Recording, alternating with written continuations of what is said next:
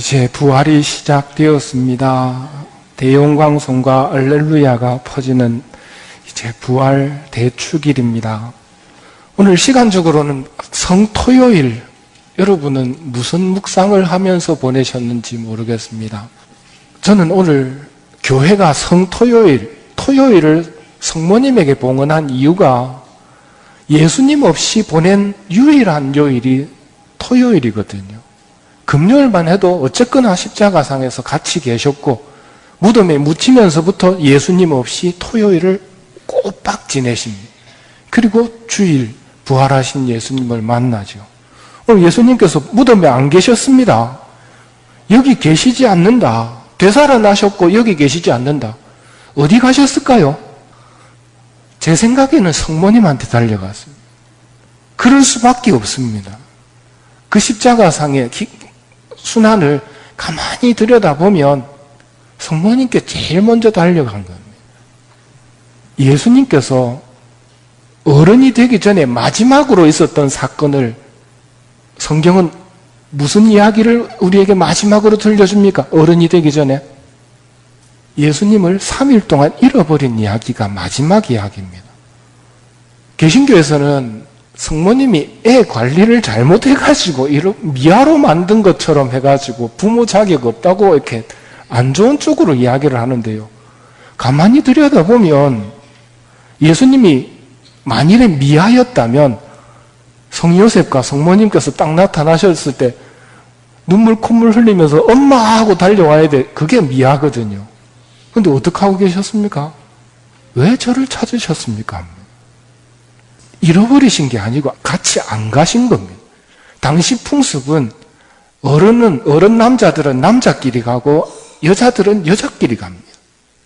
그러면 아이들 12살까지는 아이들이거든요. 얘들은 엄마한테 하고 갈 수도 있고 아빠하고 갈 수도 있는 겁니다. 그러니 지금까지는 아무 탈 없이 늘 알아서 왔던 예수님인데 예수님이 일부러 안 가신 겁니다. 일부러 어디로 가버리신 겁니까? 성전으로 가버리신 거란 말이에요. 거기서 며칠을 지냈습니까? 3일째 찾았으니까 어떻게 보면 꼬박 만 하루하고 조금 짜투리가 있습니다. 왜 그러셨을까? 그것만 딱 떼놓고 묵상하라면 정말 답이 안 나옵니다. 왜 부모님을 그렇게 고생시켰는가? 애 잃어버린 엄마 마음이, 아빠 마음이 어떻겠습니까? 오만 걱정 상상이 다 몰려옵니다. 음식이라도 제대로 성모님이 드셨겠습니까? 잠이라도 주무셨겠습니까? 왜 하느님이신 예수님께서 부모에게 효도하라고 하신 그분께서 그렇게까지 잊을 수 없는 일을 하셨는가? 그게 성경에 기록되어 있다는 말은 성모님의 증언이거든요. 그 답을 오늘과 연결시킬 때 답을 찾을 수 있습니다. 비참하게 돌아가신 예수님, 성모님에게 마귀는 어떤 공격을 했을까요? 뻔합니다. 끝났다. 부활 웃기지 마라. 끝났다. 절망으로 밀어넣습니다. 마귀들이 하는 짓은 늘 그 짓이거든요. 성모님께서 그런 마귀의 유혹 앞에서 어떤 말씀으로 버텨내셨을까? 바로 그때 하셨던 말씀. 제가 제 아버지 집에 있어야 할 줄을 모르셨습니까? 그 말씀입니다. 성토요일 이 하루 동안 어저께 돌아가신 그 예수님의 모습을 기억하면 정말 마귀가 하는 말이 맞는 것 같거든요. 그러나 성모님은 흔들리지 않으셨습니다. 제가 제 아버지 집에 있어야 하는 줄 모르셨습니다. 그 말씀 붙들고 당신 아드님 하신 말씀이 옳다고 믿으신 거거든요. 그래서 성경에서는 성모님을 어떻게 부르느냐 하면 복되다, 믿으신 분하고 이야기합니다. 부활을 믿으신 분입니다. 우리도 부활을 믿는 사람입니다. 성당 다닌다는 말은 다르게 이야기하면 부활을 믿는 겁니다. 부활을 믿는다는 말은 영원한 세상이 있다는 겁니다. 예수님께서 빌라도에게 질문하실 때 내 나라는 이 세상 것이 아니다. 내 왕국은 결코 이 세상 것이 아니다. 내 왕국이, 내 나라가 이 세상 것이었다면 나를 너에게 넘기지 않았을 것이다. 그러나 내 나라는 결코 이 세상 것이 아니다. 그 영원한 세상을 들어가기 위해서는 부활이 필요합니다. 이렇게 죄로 물들은 인간의 육신은 100년 넘어가면 여기저기 고장이 나기 시작합니다. 영원히 살 수가 없거든요. 예수님께서 오늘 부활을 보여주십니다. 깜깜함에서 전례가 시작된 이유가 바로 그 이야기입니다. 인류는 죽음 앞에서 깜깜했습니다. 희망이 없었습니다. 애기들이 엄마 우리 죽는데 왜 살아야 돼? 하고 물으면 대답할 길이 없었습니다. 죽음 앞에서 왜 사는지 답이 안 나오거든요. 그런 절망적인 인류에게 빛이 비추옵니다. 부활초가 상징하는 예수 그리스도, 죽음을 이기시고 부활, 어둠을 깨부수는 빛이 비추옵니다. 우리는 모두 이 빛으로부터 우리 초에 불을 붙였죠.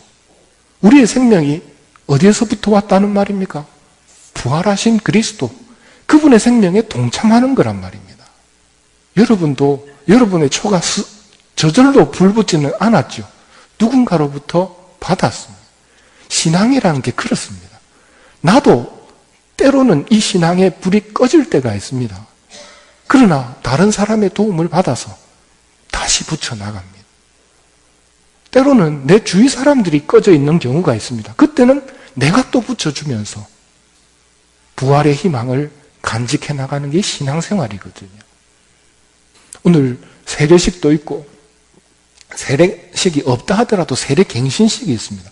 이 말은 우리가 부활이 무언가 세례 성사를 통해서 부활을 믿는다고 고백한 거거든요. 세례갱신은 매우 중요합니다. 이거 잊어버리면 마귀한테 속아 넘어가서 이 세상 끝만 바라봅니다. 내 왕국은 결코 이 세상 것이 아니라고 말씀하셨는데 마귀는 이 세상 것만, 즉 헛된 세상만 바라보게 만들거든요.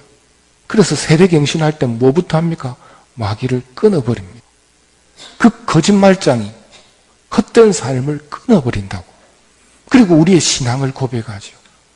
하느님에 대한 전능하신 천주성부, 교회가 장엄하게 선포하는 그 아름다운 신앙의 내용들을 쭉 믿는다고 고백합니다.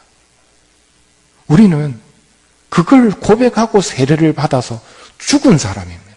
그리고 다시 태어난 삶을 시작하는 게 우리란 말입니다. 그런 우리가 하늘을 바라보지 않고 천상의 것들을 생각하지 않고 여전히 이 세상 것들만 바라보고 살아간다면 여전히 어둠 속에서 살고 있다고 할 수 있습니다. 세례갱신식, 오늘 내가 받았던 그 세례를 기억하고 세례의 삶, 즉 부활의 삶을 살아갈 것을 기억해야 합니다. 이것은 결심만으로 되지 않습니다. 하느님께서 도와주셔야 됩니다. 세례 때 성령께서 내려오십니다. 아시지요? 불과 성령으로 세례 주시는 분이거든요. 세례를 갱신하는 그럼 우리들은 이 시간 성령 충만할 수 있는가? 믿는 대로 됩니다. 여러분도 오늘의 전례 안에서 내가 세례 때 받았던 성령처럼 똑같은 성령께서 또 내 안에 오셔서 충만해 주실 거라고. 은총의 폭포수가 쏟아지는데 중요한 것은 내가 믿고 받아들일 준비를 하는 거란 말입니다. 오늘 세례를 받는 이 세 분에게도 성령께서 내려와 주시기를 기도하면 물론이고 나에게도 처음 나에게 내리셨던 그 성령의 은혜가 충만해지기를, 그리고 이 세례의 삶을 하느님의 성령의 힘으로 살아갈 수 있도록 그분이 오늘 내 안에 와 충만해 주시기를 기도하면서 여러분이 믿고 이 전례에 참여하신다면 미사를 마치고 나서는 성체도 여러분 안에 계실 것이고 성령으로 충만한 여러분이 이제 내가 세례 때 결심했던 그 부활의 삶을 살아갈 수 있습니다. 하느님을 위하고 이웃을 위한 삶. 지금까지는 나 중심의 삶이었다면 이제는 남의 기쁨이 내 기쁨이 되고 하느님의 기쁨이 내 기쁨이 되는 그런 부활의 삶, 그 삶을 살아갈 힘을 성령께서 주실 거란 말입니다. 이 세상의 삶을 가볍고 즐겁게 늘 하늘나라를 바라보면서 살아갈 수 있도록 만들어 주시기를 기도하면서 이제 세례 예식을 거행하도록 하겠습니다.